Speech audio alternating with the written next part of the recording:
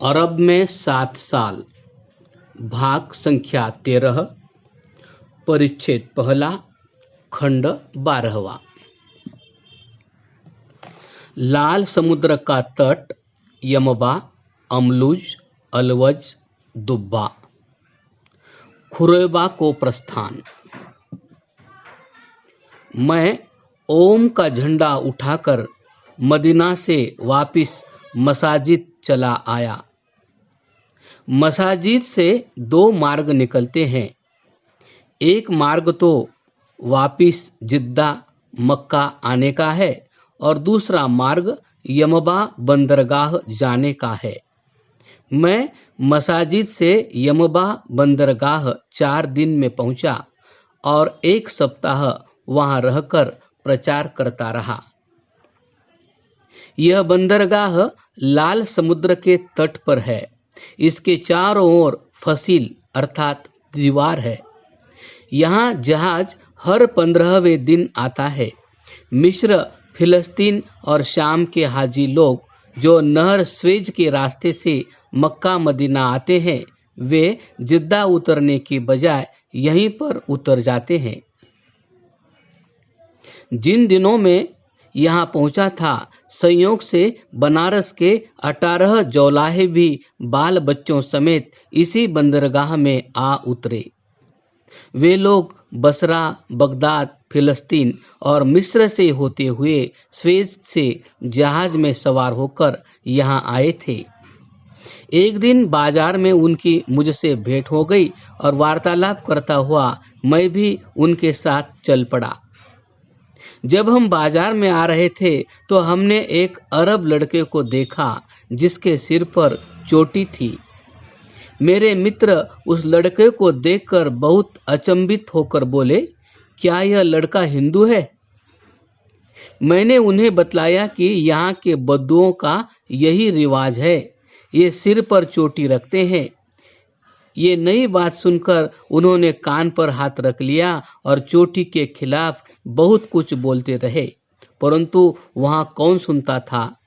ये लोग हिंदुस्तानी में बात करते थे और वे अरबी के अतिरिक्त कुछ समझते ही न थे।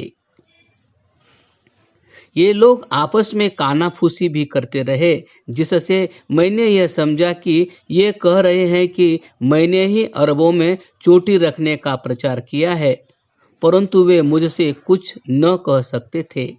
मैं भी इन मित्रों का मन नहीं दुखाना चाहता था, इसलिए उनका ध्यान दूसरी ओर करने के लिए और उन्हें प्रसन्न करने के लिए मैंने एक अरब से अरबी में पूछा कि क्या जमजम अच्छा है? उसने उत्तर दिया कि जमजम आदमी तो अच्छा है। मैंने कहा, भाई जमजम कोई आदमी नहीं है, बल्कि यह तो मक्का का अच्छा एक पवित्र कुआं है। उसने हैरान होकर उत्तर दिया, जमजम उस समय तो आदमी था, अब कुआं हो गया हो तो पता नहीं। इस पर हम सब खूब हंसे। वास्तव में उन लोगों को जमजम का पता ही नहीं। जो बद्दू या अरब लोग मक्का के आसपास पड़े हुए हैं, वे तो हज भी नहीं करते। मैंने थोड़े दिन यहाँ प्रचार किया। यमबा बंदरगाह पर स्वेज, मिस्र की ओर से बड़ी बड़ी नावें आती रहती है। मिस्र का हर प्रकार का सामान यहाँ आकर बिकता है। यहाँ अरबी की कई एक पाठशालाएं हैं, परंतु साग तरकारी यहाँ भी नहीं उगते। कभी कभी स्वेज से फल तरकारी आ जाते हैं।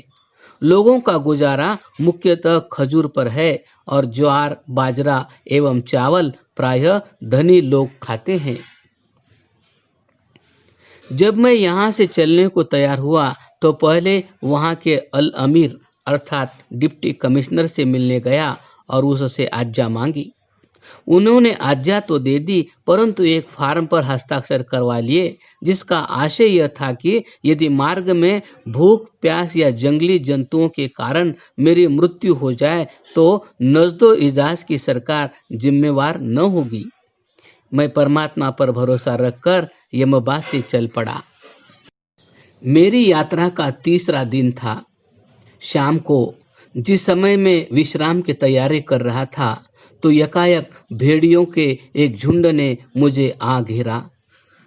मैंने झट अपनी जेब से दिया सलाई निकाली, सिर से रुमाल उतारकर उसमें आग लगाई और उसे एक छोटी सी बेरी के पेड़ पर टांग दिया। बेरी सूखी थी, उसमें आग लग गई और वह जलने लगी। आग को देखकर सब भेड़िए भाग गए। जब तक बेरी जलती रही, मैंने बहुत सी लकड़ियां और ऊंटों का सूखा गोबर इकट्ठा कर लिया। अभी और लकड़ियां इकट्ठी कर रहा था कि आग बुझ गई और भेड़िए फिर आ धमके। मैंने शीघ्रता से फिर आग जलाई, जिससे वे कुछ दूर जा खड़े हुए। अब रात हो चुकी थी। जब जरा आग कम हो जाती थी तो वे झट मेरे समीप आ जाते थे, परंतु जब आग अधिक प्रज्वलित होती तो वे दूर भाग जाते थे। मुझे भूख भी लग रही थी, इसलिए अपने थैले में से सामान निकालकर चावल पकाए और चाय पी। ईश्वर भक्ति के थोड़े से गीत भी गाए, परंतु ये सब उपाय करने पर भी नींद आने लगी।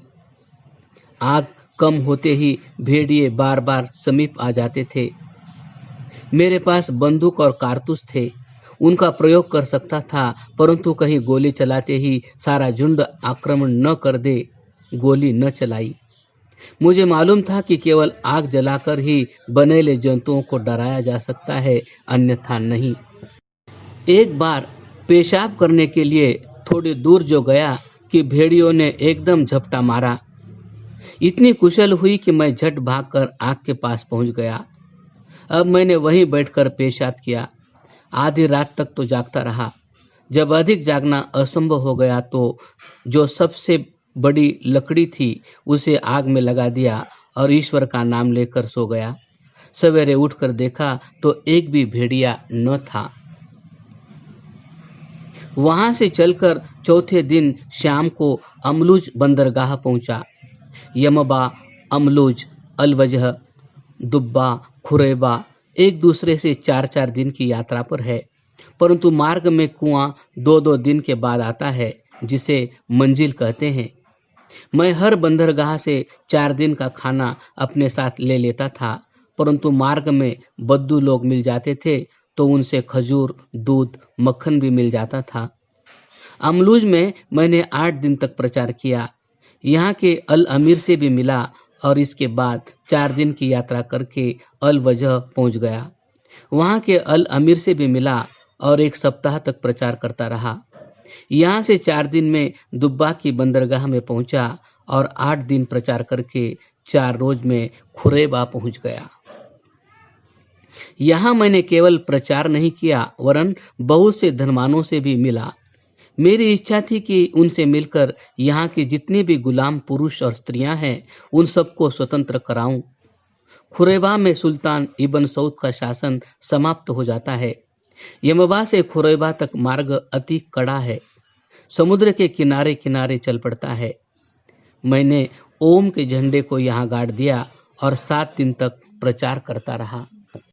यहाँ से 6 दिन की दूरी पर अकवा बंदरगाह आती है, जो कि शर्फी अल अर्दन में है। यहाँ का अल अमीर अब्दुल है।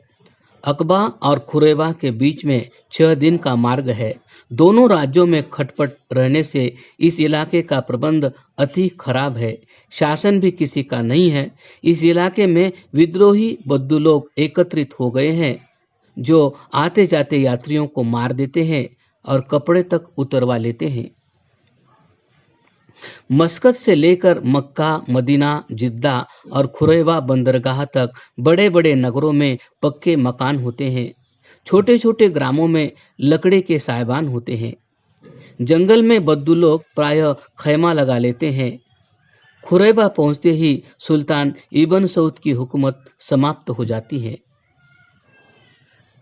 यहाँ इस पुस्तक का पहला परिच्छेद मेरे 1 वर्ष 6 मास और 13 दिन की यात्रा के साथ समाप्त होता है। दूसरे परिच्छेद में मिस्र अर्थात अफ्रीका के समाचार लिखेंगे। यह प्रथम परिच्छेद समाप्त हुआ क्रमशः।